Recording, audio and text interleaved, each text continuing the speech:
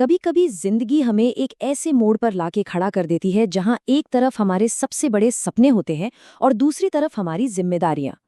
आज हम एक ऐसी ही कहानी की बात करने वाले हैं, कहानी भारतीय क्रिकेटर जितेश शर्मा की। उनके लिए भी ये दो रास्ते एक ऐसे पॉइंट पर मिले जिसने सब कुछ बदल कर रख दिया, खासकर उनके नजरिए को। पिता को मेरी ज्यादा जरूरत थी, ये शब्द खुद जितेश शर्मा के हैं। सोचिए, एक लाइन, पर इसमें दर्द भी है और एक अजीब सा सुकून भी। ये एक वाक्य असल में पूरी कहानी का निचोड़ है। एक खिलाड़ी की मायूसी से लेकर एक बेटे के फर्ज तक का सफर। लेकिन आखिर उन्होंने ऐसा कहा क्यों? चलिए जानते हैं। तो कहानी शुरू होती है उनके सबसे बड़े प्रोफेशनल सपने से, T20 वर्ल्ड कप।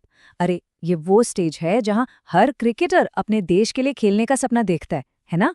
जब 2026 T20 वर्ल्ड कप के लिए टीम इंडिया का ऐलान हुआ तो सबकी नजरें स्क्वाड लिस्ट पर थी।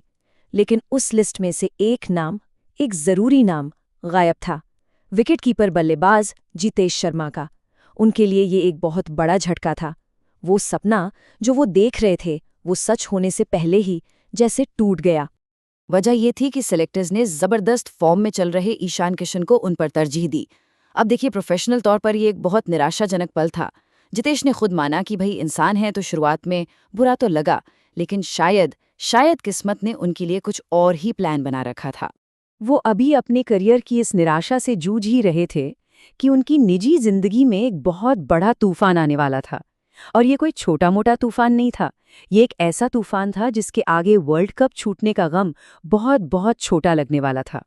और ये सब कुछ बहुत तेजी से हुआ।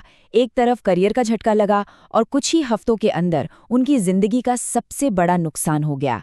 जनवरी की शुरुआत में वर्ल्ड कप का सपना टूटा और जनवरी के आखिर में उनके पिता बहुत ज्यादा बीमार पड़ गए और फिर 1 फरवरी को उनका निधन हो गया।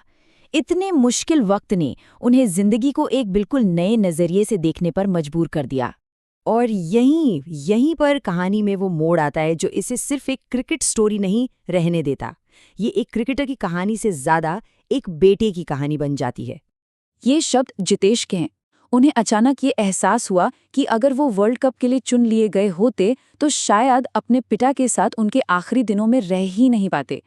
तो जो चीज़ पहले एक बहुत बड़ी निराशा लग रही थी, वो अब एक आशीर्वाद जैसी लगने लगी। तो जब टीम इंडिया वर्ल्ड कप में इतिहास बना रही थी, एक के बाद एक मैच जीत रही थी, तब जितेश शर्मा घर पर बैठकर एक बहुत ही अलग एहसास के साथ वो सारे मैच देख रहे थे। उन्होंने खुद इसे एक अलग और ज्यादा तनाव भरा अनुभव बताया। जरा सोचिए, जिस ट्रॉफी के लिए वो खेलना चाहते थे, उसे अपने साथियों को घर से जीतते हुए देखना कितना मुश्किल रहा होगा। लेकिन उन्होंने कहा कि वो टीम की इस ऐतिहासिक जीत के लिए बहुत खुश थे, क्योंकि खिलाड़ियों ने कोच और कप्तान के विजन को सच कर दिखाया था। तो जिंदगी के इस मुश्किल दौर से गुजरने के बाद अब जितेश शर्मा एक बार फिर अपने प्रोफेशनल भविष्य की तरफ देख रहे हैं और उनकी नजरें हैं आने वाले इंडियन प्रीमियर लीग पर।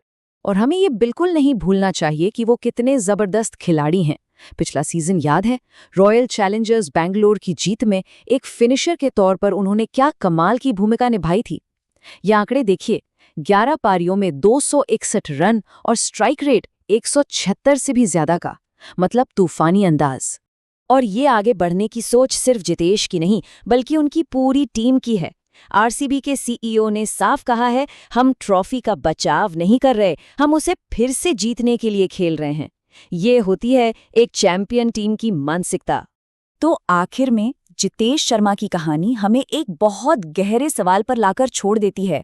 जब किसी के प्रोफेशनल सपनों और पर्सनल ड्यूटी के बीच टकराव हो, तो क्या कोई एक सही रास्ता होता है? शायद इसका जवाब सही या गलत में नहीं, बल्कि नजरिए में छिपा है, ठीक वैसे ही जैसा जितेश ने खोजा। इस पर सोचिएगा जरूर।